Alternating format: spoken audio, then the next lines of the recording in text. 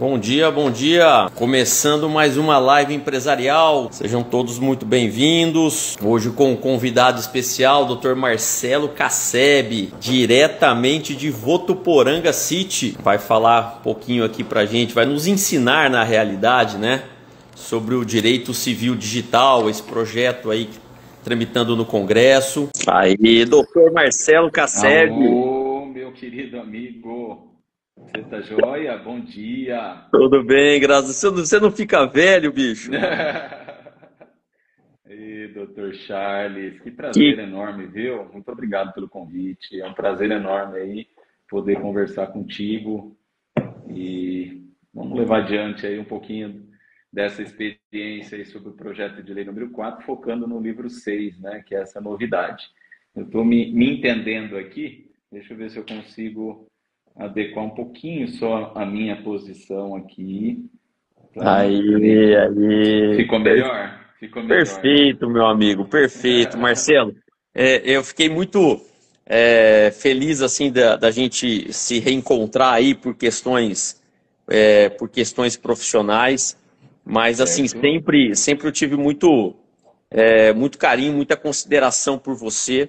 A gente se encontrou poucas vezes, né? Algumas Poucas vezes vezes. aí nessa vida. E eu tive o prazer de trabalhar no mesmo escritório que você por muito tempo trabalhou. Se eu não estiver enganado, acho que eu Verdade. até te sucedi, né? Foi isso Na, mesmo. na, no escritório.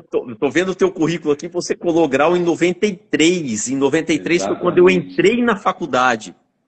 Exatamente. Olha E só. aí, assim, fica o carinho, fica a consideração, apesar de estarmos É. distantes aí, mas quando a gente voltou a conversar, imediatamente me veio aqui, foi, pô, preciso chamar o Marcelo para participar dessa live, que é uma humilde live, uma modesta live, apenas para trazer alguns assuntos, conhecimento de pessoas específicas, e com você não seria diferente. O doutor Marcelo é graduado pelas Faculdades Integradas Rio Pretense, né, que hoje é o NIRP, mas é a antiga FIRP, e eu também, FIRP.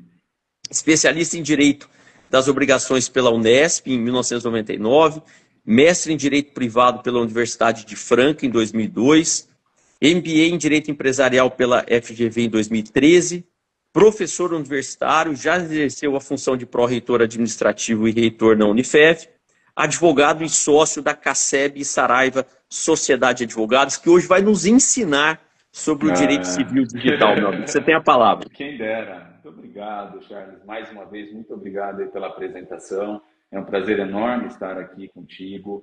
Eu assisti algumas lives suas, falei, deixa eu me preparar um pouquinho, né? O homem é catedrático em direito empresarial, né? O direito das sociedades e é importante que nós todos aí entendamos esse ambiente digital.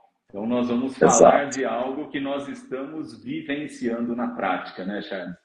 E eu gostaria aqui de iniciar, né, falando um pouquinho do contexto do projeto de lei número 4, que é o projeto do senador Rodrigo Pacheco.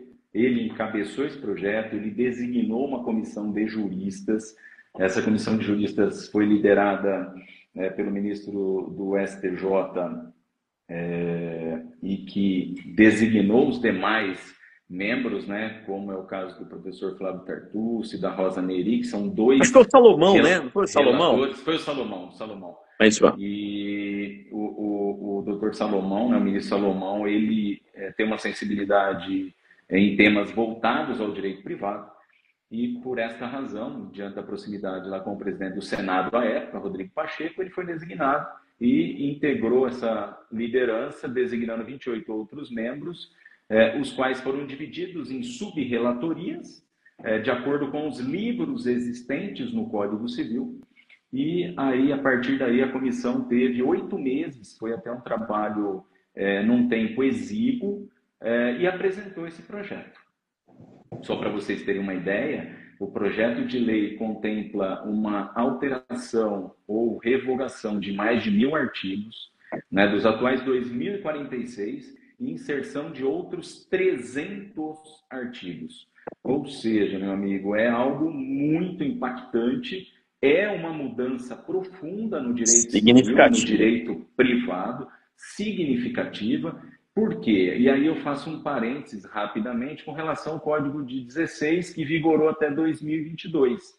Lá foi designada uma comissão, tirando o Código de 16 anterior, que teve o professor Bevilacqua como o seu idealizador, e depois o Código de 2002, que teve o professor Miguel Reale como um dos relatores e, né, que teve um curso, né, uma proposta de quase 80 anos até a sua aprovação e em vigor a partir de 2003. Quer dizer, naquele momento nós tivemos um cenário, né, até político do país muito complicado, né? E aí com a redemocratização nós passamos por várias dificuldades, vários obstáculos e concluímos esse projeto em 2002 com a sua aprovação e 2003, né, obviamente com a entrada em vigor do novo Código Civil. E agora, passados aí pouco mais de 20 anos, nós estamos tendo uma proposta extremamente ousada, com uma modificação de mais de metade do código.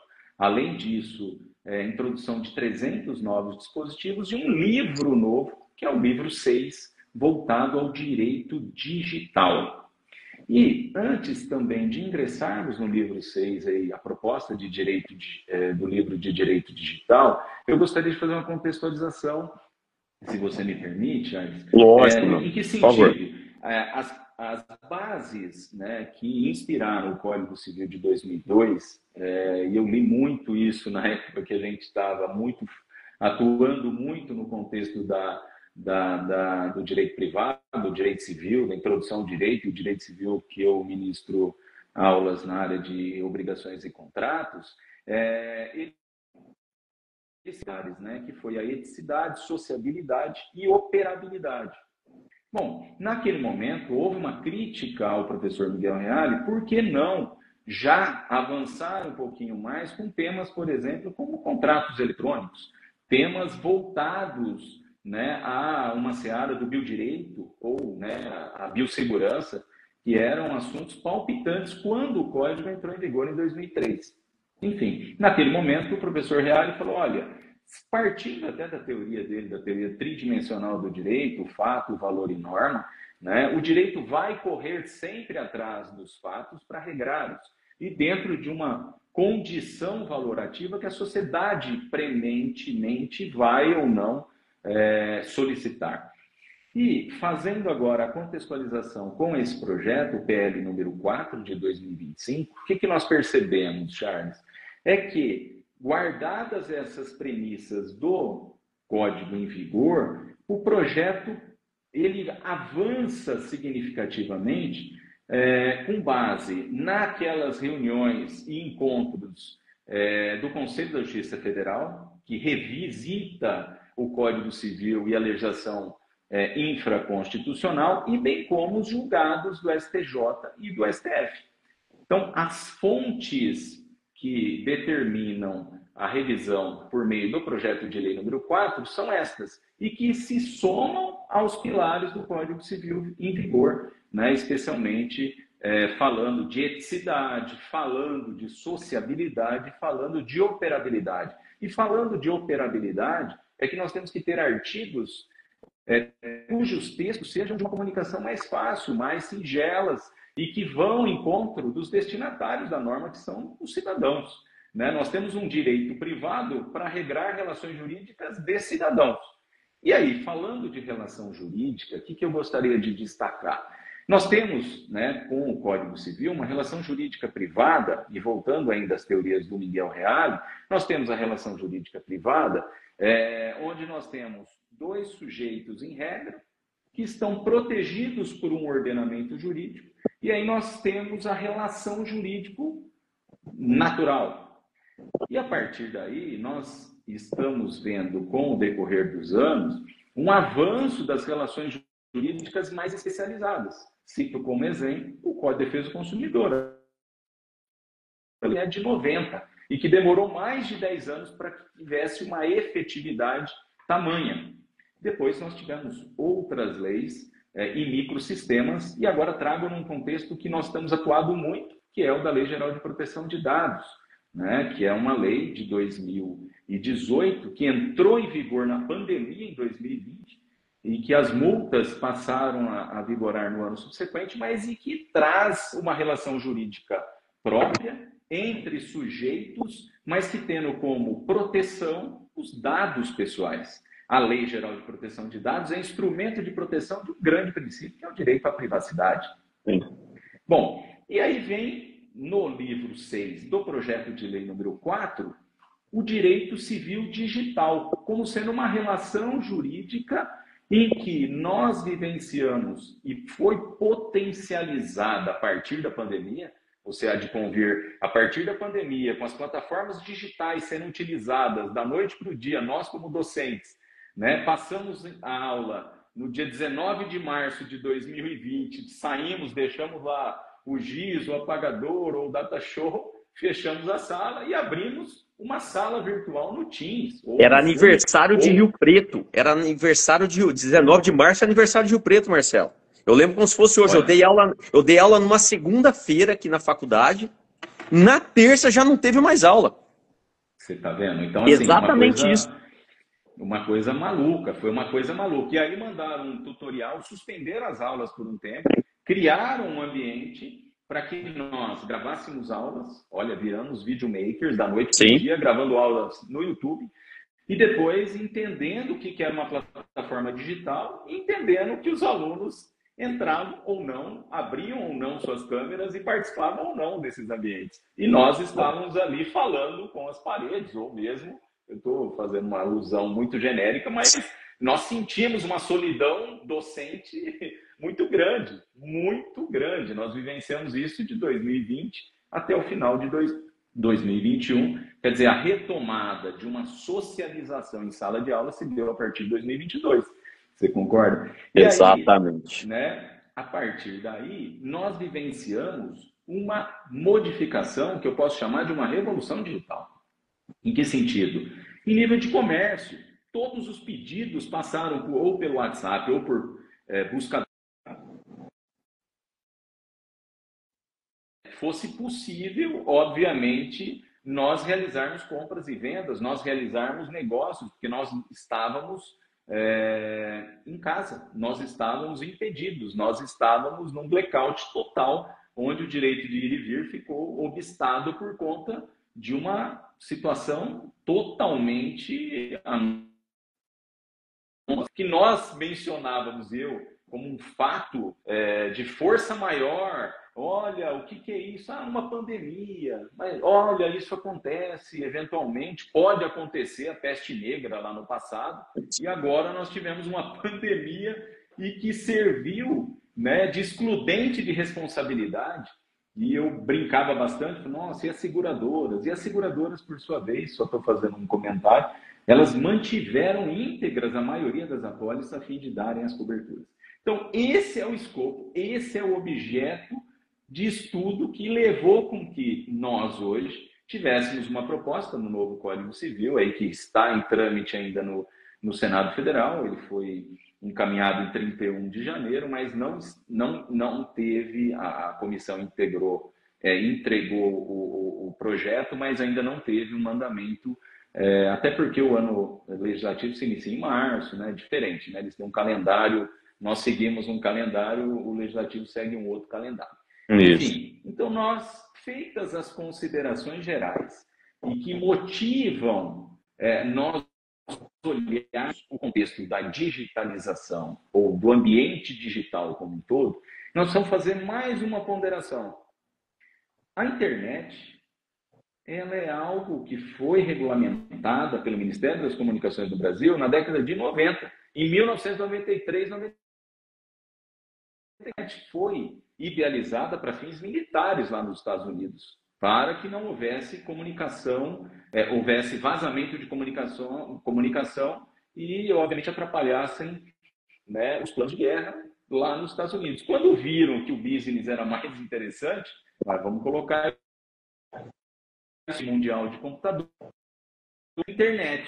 Olha o que virou isso. Olha o que virou. Então, além da internet, olha o que surgiu. Nós temos, né, as plataformas digitais, nós temos os provedores que dão a sustentabilidade, seja o provedor de rede, que é o que nos possibilita agora fornecer a internet, que nós estejamos neste ambiente, neste momento, você em São José do Rio Preto, eu em Votuporanga, e os provedores de aplicação, que, obviamente, possibilitam inúmeras situações, como marketplace, vamos fazer compra, nós vamos ter redes sociais, nós vamos ter inúmeras outras funcionalidades.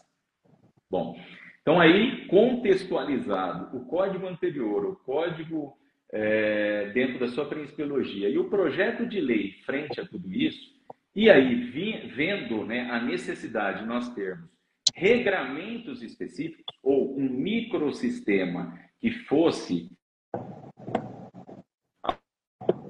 digital, e pensou no projeto de lei e criando, né, que ainda está em propositura, o livro 6 de Direito Digital. O livro 6, Charles, ele é dividido em 10 capítulos.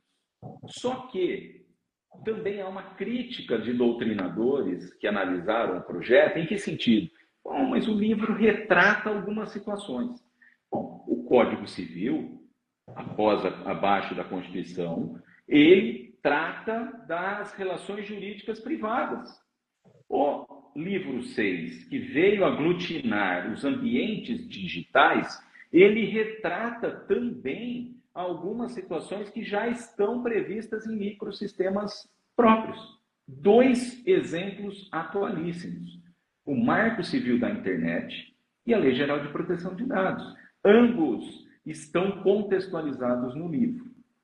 Bom, e por que há uma certa crítica? Então vamos lá, no Marco Civil da Internet, nós temos uma celeuma hoje com o tema 987 que está sob discussão no Supremo Tribunal Federal, que trata da constitucionalidade do artigo 19, que fala da responsabilidade civil dos provedores de aplicação. Aqueles provedores que recebem informações, que trafegam monetarização, ou seja, aqueles que recebem, né, dinheiro para publicidade e assim por diante, não responderem por aqueles conteúdos de terceiros.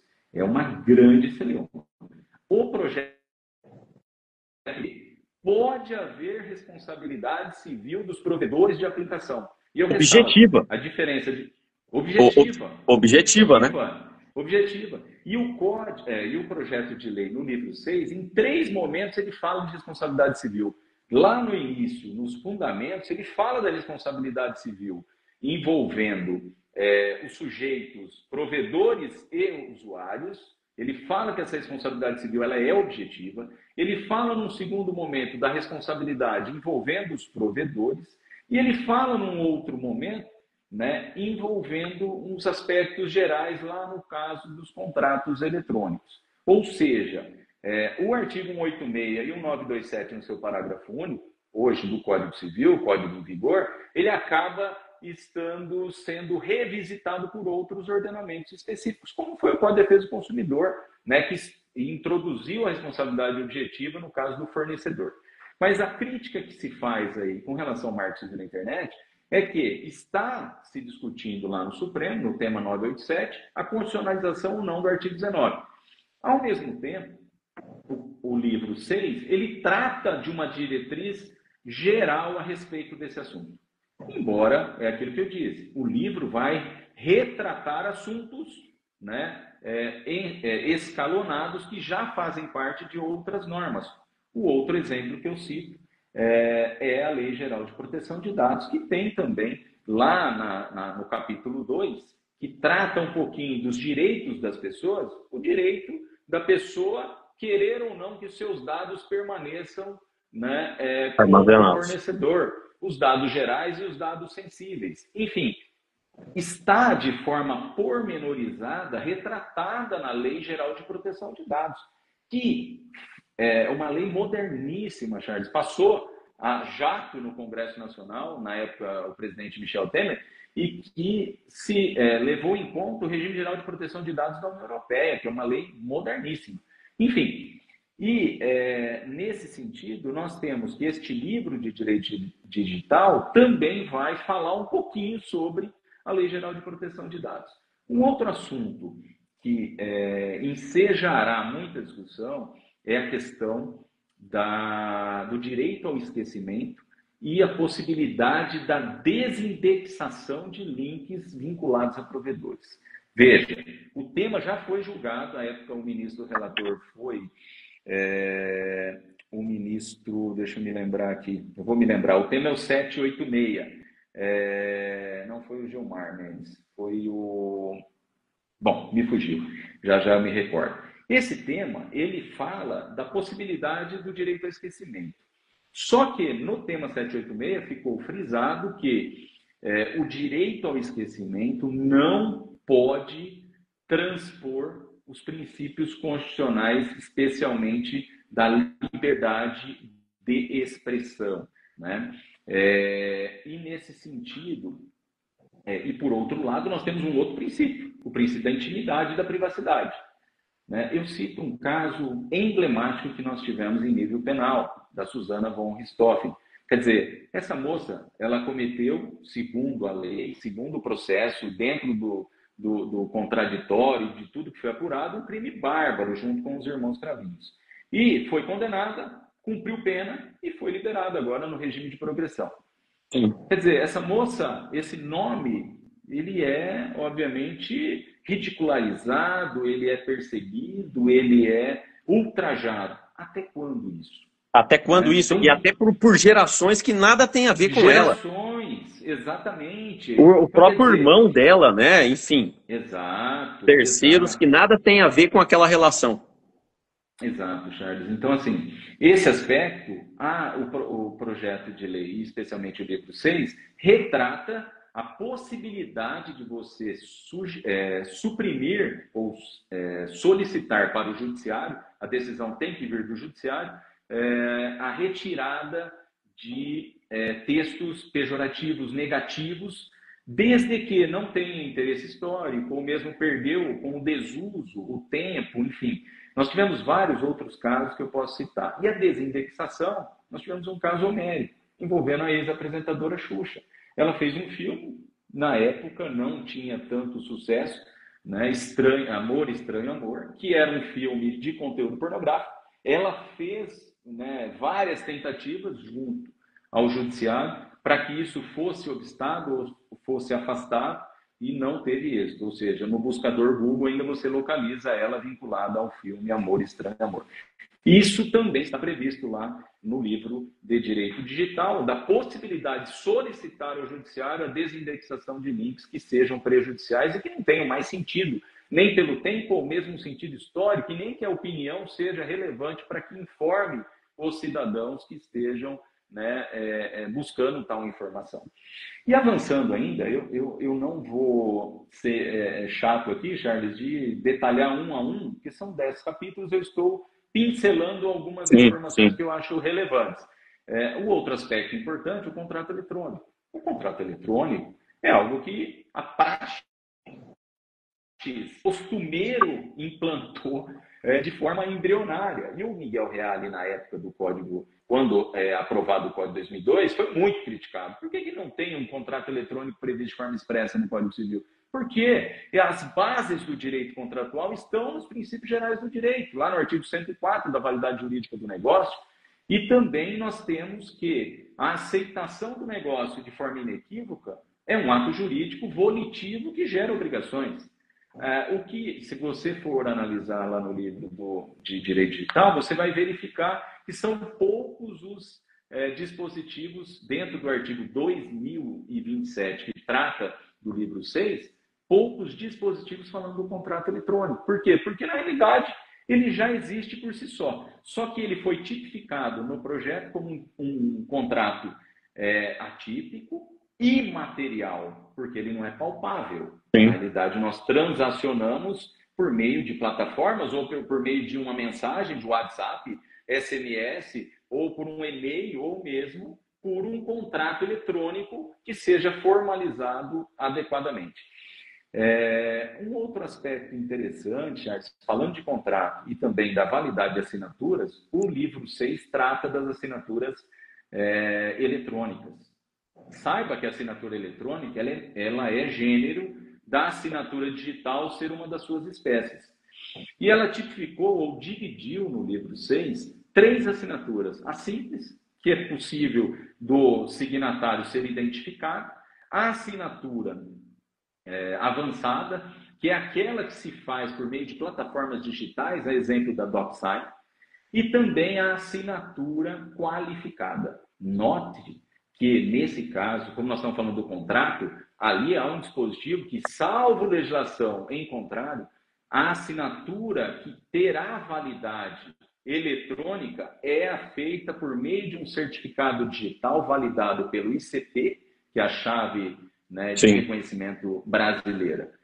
Então, quando nós tivermos fatos modificativos extintivos ou constitutivos, para validade, eu tenho que usar uma certificação digital na assinatura. Olha que interessante isso. Então, nós temos contratos eletrônicos, nós temos plataformas eletrônicas que permitem assinaturas de documentos, mas a validade, segundo o projeto, é somente daquela que se utiliza de um certificado digital por meio de uma certificadora reconhecida pela ICP.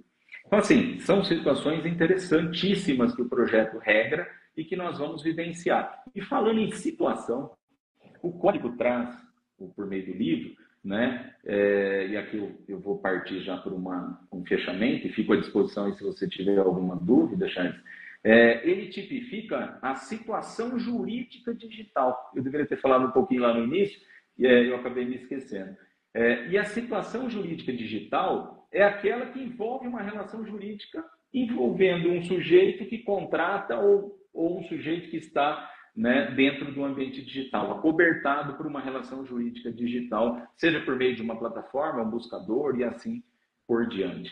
Enfim, então essa situação jurídica digital é uma novidade, por quê? Porque nós temos dentro dos fundamentos do direito civil o ato jurídico, que é aquele ato volitivo, e os fatos jurídicos, que são decorrentes de vontade ou mesmo que ocorrem por forças da natureza. Então, assim, situações que o livro, por meio de capítulos, estruturou e, ao mesmo tempo, está trazendo novidades dentro do direito privado brasileiro, caso, obviamente, nós tenhamos a aprovação dele. Por último, eu tenho um contexto que me chamou bastante a atenção, ou seja, uma informação para compartilhar com todos, o sentido de nós termos as grandes plataformas autorreguladas. Se aprovado o projeto de lei, as plataformas que dispõem de 10 milhões ou mais de usuários terão que se autorregular anualmente por meio de uma auditoria paga pelas empresas, a fim de que nós tenhamos uma minimização de riscos e, ao mesmo tempo, que se verifique eventuais conteúdos ilícitos, pornográficos ou conteúdos que não tragam a segurança para os usuários e detentores de dados. Olha que interessante. E isso vai atingir em cheio as principais redes sociais que dispõem de milhões de pessoas que aderem, né, às suas plataformas. O Marcelo, é aquela história que até eu fui olhar, logicamente, para me preparar um pouquinho aí para a tua apresentação. E as pessoas também têm que entender que não é uma questão de partido político aqui ou partido político acolá, não, nada disso. É uma questão mesmo jurídica que a gente precisa se debruçar. E as pessoas precisam entender que o ambiente digital, ele não pode ser encarado como uma terra de ninguém, como uma terra sem lei. Então, aquilo que você falou lá no início, de que o direito, ele tenta acompanhar o fato em si, isso é real e precisa ter essa regulamentação. Não é possível mais, e até eu vi a questão da amplitude, né, dos chamados canais de denúncia, onde as pessoas vão poder ter a questão da resposta, porque hoje, como a gente vem percebendo, as pessoas sofrendo determinadas ofensas, violências e etc., a pessoa faz o bloqueio, aí automaticamente a pessoa vai lá, cria um outro perfil falso, continuam as ameaças, e a pessoa perde a privacidade, a intimidade, a liberdade de se expressar em razão desse ambiente quase que sem lei. Então eu acho que o Código Civil, não sei se você concorda comigo, em disciplinando um capítulo específico ao direito civil digital, eu acho que ele vem a esse encontro. Lógico, vai demandar tempo, vai demandar adequações, calibres aí dentro da acomodação da norma, mas, na minha opinião, vem num momento muito oportuno. Concordo plenamente, Charles. Eu lembrei o nome do ministro, é o Toffoli, viu? Ah, tá. Do tema 786. Só para fechar, eu concordo plenamente. Eu tive a oportunidade há 2 anos de fazer um curso de direito digital, onde teve a perspectiva penal do direito digital. Ou seja, como é que você identifica os crimes digitais? E todos são rastreáveis.